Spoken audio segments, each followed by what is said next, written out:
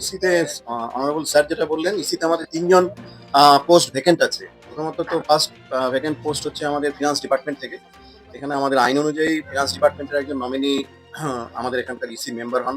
তো অতি সম্প্রতি তার টেনিওর শেষ হয়ে গেছে। তারপর হচ্ছে state council of higher education, সেখানকার নমিনি তার কার্যকালের মেয়াদও শেষ হয়ে গেছে। এবং আমাদের ডিপিআই এর নমিনি তার কার্যকালের মেয়াদও শেষ হয়ে গেছে। ৩ জায়গাতেই আমরা চিঠি পাঠিয়ে রেখেছি। চিঠি প্রায় ১ মাস হয়ে গেল, চিঠির এখন উত্তর পাইনি। তবে স্যার আজকে জয়েন করার পরে আমরা আরেকবার ওদেরকে রিমাইন্ডার দেবো। আশা করি খুব তাড়াতাড়ি পেয়ে যাবো। খুব তাড়াতাড়ি পেয়ে গেলেই আমরা ইসি মিটিংটা করতে পারবো। বাকি সব মেম্বার্সরা রয়েছেন, কিন্তু ৩ জন মেম্বার এখনো শর্টেজ রয়েছে ইসিতে। ওভারঅল ইসি মেম্বার বলছেন না না, আমাদের ওভারঅল ইসি মেম্বার হচ্ছে কি ১১ প্লাস আমি এক্স অফিসিও আমাকে নিয়ে ১২। তো ১২ জনের মধ্যে ৩ জন মেম্বার কিন্তু এখন নেই। আদার্স ইউনিভার্সিটি আদার্স ইউনিভার্সিটি তো মেম্বার নেই। আমাদের ডিপিআই মেম্বার থেকে, আমাদের ফাইন্যান্স ডিপার্টমেন্টের মেম্বার থাকে, আমাদের কলেজ সার্ভিস কমিশনের মেম্বার থাকে, আমাদের নিজস্ব ৩টে ডিপার্টমেন্টের মেম্বার থাকেন, এবং আমাদের ডিনেরা মেম্বার থাকে, গভর্নরের ২জন নমিনি আছে, রাজ্যপালের ২জন নমিনি আছে। হ্যাঁ, স্যার আজকে জয়েন করলে নিশ্চয়ই স্যার ভাববেন বার্ষিক অনুষ্ঠান ছাত্রদের জন্য করতে হবে, এবং ছাত্ররা হয়তো আসবে, তারা ডেপুটেশন দিতে আসবে, তারা আমাকে জানিয়ে গেছেন স্যার।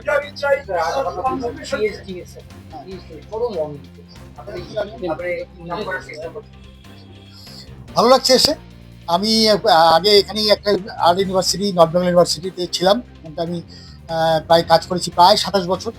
আমি ওখানকার মানে অ্যাসিস্ট্যান্ট প্রফেসর থেকে একজন প্রফেসর ছিলাম। আমি বিভিন্ন ডিপার্টমেন্টে হেড ছিলাম প্রায় 9 করে 7-8 বছর। আমি বিভিন্ন ডিপার্টমেন্টে হেড ছিলাম, বিভিন্ন প্রাতিষ্ঠানিক যেসব কাজগুলো থাকে আমি করেছি, বিভিন্ন পদ সামলেছি। তারপরে আমাকে মনে করা হয়েছে সরকার থেকে যে আমি এবার রায়গঞ্জ ইউনিভার্সিটির দায়িত্ব নিতে পারি, এবং আমি সরকারের কাছে ধন্যবাদ এবং কৃতজ্ঞ যে আমাকে এই দায়িত্ব দেওয়া হয়েছে। এবং আমি বলছি সবাইকে যে আমি নিরপেক্ষভাবে কারোর প্রতি আমি পক্ষপাতী বা দেশ ইয়ে না করে আমি ন্যায় করি। এই ব্যাপারে আমি এক্ষুনি কিচ্ছু বলবো না, কারণ আমি সবে জয়েন করলাম, তো আমি কিছু জানি না।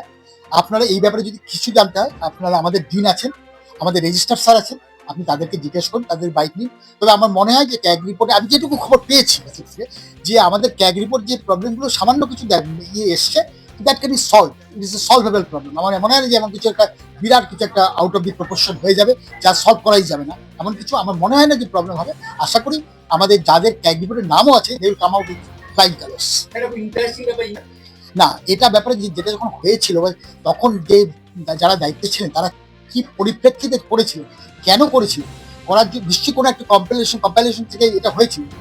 কম্পেল টু ডু দিস, আমি পুরোটা দেখে করবো। অলরেডি আমি বলেছি আমাদের আর্টসের ডিনকে এবং আমাদের রেজিস্ট্রার স্যারকে ব্যাপারটা দেখে আমাকে খুব তাড়াতাড়ি 2-3 তারিখের মধ্যে রিপোর্ট দেবে। হ্যাঁ, এটা একটা প্রবলেম, কনভোকেশন হয়নি, এটা আমার এজেন্ডা আছে এবং চেষ্টা করছি অ্যাজ আর্লি অ্যাজ পসিবল। এটা সঞ্চারী দিয়েও বলেছিল, প্রফেসর সঞ্চারী রায় মুখার্জি, উনি বলেছেন যে ওদেরও করতে হবে এবং আমাদেরও করতে হবে।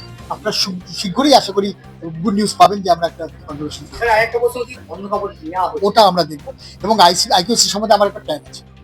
আমি আইকিউসি আর এইভাবে নেবো না। আমার যেটা প্ল্যান আমি ভাবছি, আমি জানি না করতে পারবো কিনা, সেটা হচ্ছে যে আমি একদম কাগজে অ্যাডভার্টাইজমেন্ট দেবো যে কারা কারা আইকিউসি চেয়ারম্যান হবেন, অ্যাপ্লাই করবেন। আমি একটা কমিটি গঠন করে দেবো, যেমন আমাদের ডিন বা এর জন্য কমিটি আছে। কমিটি ডিসাইড করে যে যারা করবে উইথ অ্যাবসলিউট অনেস্টি অ্যান্ড ইম্পার্শিয়ালিটি তাদের পদোন্নতি এবং নিয়োগ সব করা হবে এবং সবকিছুতে পদোন্নতিতে ক্যাগের একটা বিরাট আইকিউসির বিরাট ভূমিকা থাকে। সুতরাং আইকিউসিতেই গঠন করা হবে এবং আইকিউসি ওইভাবে আমরা করবো যাতে আরও কোনো ক্ষোভ না থাকে যে আমাকে কেন দেওয়া, আমরা কাউকে মুখ দেখে দেবো না। আমরা যেটা করবো যে ইন্টারভিউ হবে, ইন্টারভিউতে যিনি বেস্ট হবেন, ফার্স্ট হবেন, তাকেই না। দেখুন, যেগুলো হয়ে গেছে সেগুলোকে নিয়ে করা মুশকিল, তবে আমি চেষ্টা করবো যাতে সবকিছুর জন্য যাদের হয়নি তাদের যদি পয়েন্টস থাকে তারা কেন পাবেন। হ্যাঁ, শিক্ষামন্ত্রী এসেছেন, তার একটা বাইরে আমি দেখেছি। না, তিনি যেটা বলেছিলেন যে সেটা হচ্ছে একাডেমিক অডিট। তো academic audit always can be done, always it is. তো আমরা কম্পেল টু একাডেমিক আমাদের করতেই হবে আমাদের।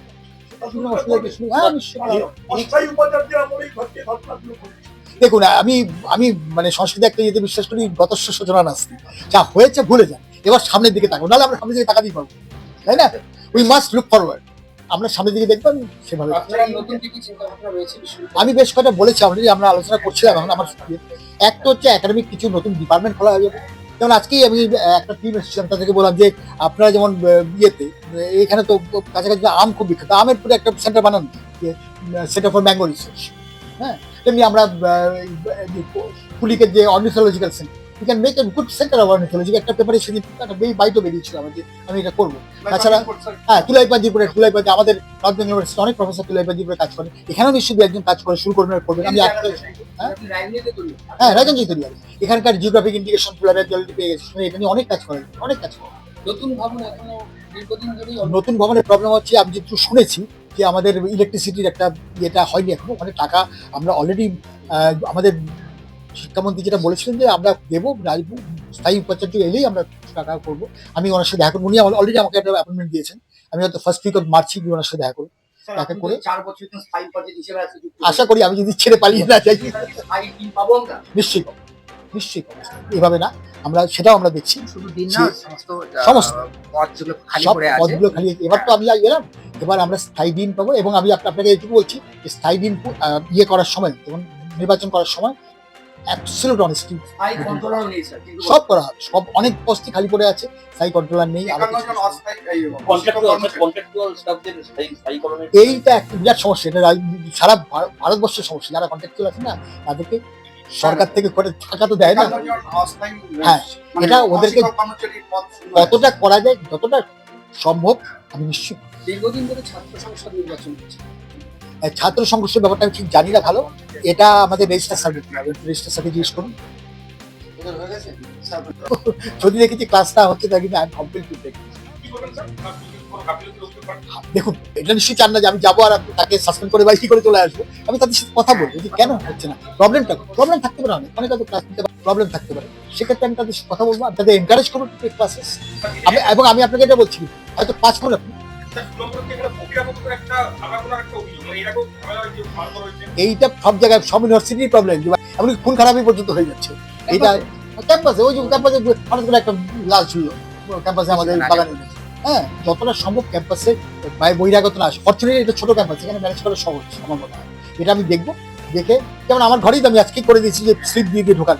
আমার খারাপ লাগছে ঢুকে, কিন্তু তাহলে কি সবাই যে কেউ ঢুকে গেলে আমরা করবো, দরকার আমরা স্লিপ দিয়েছি। আমি দেখেছি বিভিন্ন ইনস্টিটিউটে ওখানে যে সায়েন্টিস্টরা তাকে ফোন করে তারপরে কনসেন্ট নিয়ে ঢোকানো হয়।